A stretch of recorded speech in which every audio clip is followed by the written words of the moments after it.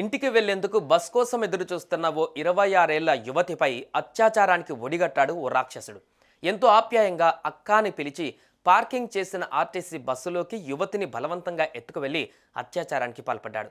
Police స్టేషన్కు 100 మీటర్ల దూరంలో అత్యంత రద్దీ ఉన్న బస్టాండ్లో ఈ ఘోరం చోటు చేసుకోవడం సంచలనంగా మారింది. మహారాష్ట్ర పూణేలోని స్వర్గేట్ బస్ డిపోలో ఈ ఘోరం జరిగింది. ఆగి ఉన్న శివషాహి బస్సులో యువతిపై అత్యాచారం చేసి అక్కడి నుంచి పరారయ్యి చెరుకు తోటలో నక్కాడు. చెరుకు తోట దట్టంగా ఉండడంతో డ్రోన్స్ని, స్నిపర్ డాగ్స్ని రంగంలోకి దించారు పోలీసులు. ఘటన జరిగిన 75 గంటల్లో పోలీసులు నిందితుడిని పట్టుకున్నారు. ఇంటికి వెళ్లేందుకు బస్ స్టేషన్కు చేరుకున్న యువతితో నిందితుడు మాటలు కలిపాడు. అక్క అనే ఒక్క పిలుపుతో ఆమెను నమ్మించాడు. ఆమె ఊరు వెళ్లే బస్సు మరోచోట ఉందని చెప్పి బస్టాండ్లోనే దూరంగా ఎవరూ లేని చోట ఆగి ఉన్న బస్ దగ్గరకు ఆమెను తీసుకువెళ్లాడు. అయితే అనుమానం వచ్చిన యువతి బస్ ఎక్కడానికి ఆలోచించింది. అయితే లోపల ప్యాసింజర్స్ ఉన్నారని, నిద్రలో ఉండడంతో వాళ్ళు లైట్లు వేసుకోలేదని యువతిని నమ్మించాడు. అది నమ్మి యువతి బస్ ఎక్కగానే తలుపులు వేసి అత్యాచారానికి పాల్పడ్డాడు. ఆ తర్వాత అక్కడి నుంచి పారిపోయాడు. సీసీటీవీ ఫుటేజ్ ఆధారంగా నిందితుడు దత్తాత్రేయ రామ్దాస్గా పోలీసులు గుర్తించారు. అతడిపై అనేక కేసులు ఉన్నాయని, 2019 నుంచి బెయిల్ మీద ఉన్నాడని తెలిపారు. రామ్దాస్ను పట్టుకునేందుకు 8 ప్రత్యేక బృందాలను ఏర్పాటు చేశారు. మంగళవారం ఉదయం 6 గంటల సమయంలో ఈ ఘటన జరిగింది.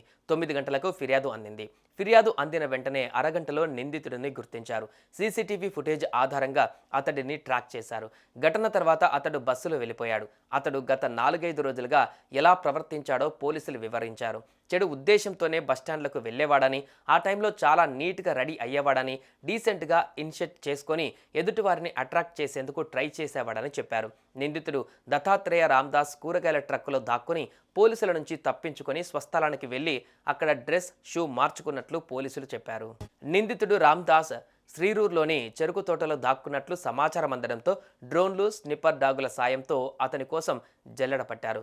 చెరకు మొక్కలు 10 అడుగుల ఎత్తు వరకు పెరగడంతో కాలినడకన వెతికేందుకు కష్టంగా ఉన్న నేపథ్యంలో డ్రోన్లను కూడా వాడారు. నిందితుడి ఫోటోను విడుదల చేసి ఆచూకీ తెలిసిన వారికి ₹1,00,000 రివార్డును ప్రకటించారు. ఈ క్రమంలో గురువారం అర్ధరాత్రి నిందితుడికి ఆకలేసి ఓ ఇంట్లోకి వెళ్లాడు. ఆ ఇంట్లోని వ్యక్తి నిందితుడిని గుర్తుపట్టి పోలీసులకు ఇన్ఫర్మేషన్ ఇచ్చాడు.